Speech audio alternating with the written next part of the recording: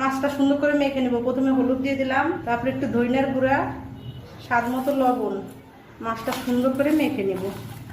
সরষের তেল দিয়ে দিচ্ছি, তেলটা গরম হয়ে গেছে।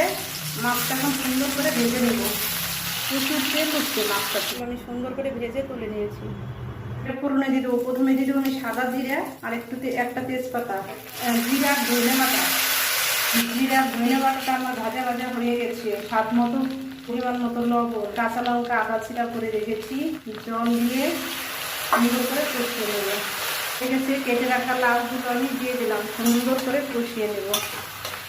হয়ে এসেছে, আমি ভেজে রাখা মাছগুলো দিয়ে দিলাম। এর সঙ্গে ভেজে রাখা মাছটা সুন্দর করে মিশিয়ে দিব। 1 চামচের মতো আতপ চালের গুঁড়ো নিয়ে নিয়েছি আর 1 চামচ আদা বাটা দিয়ে নেব।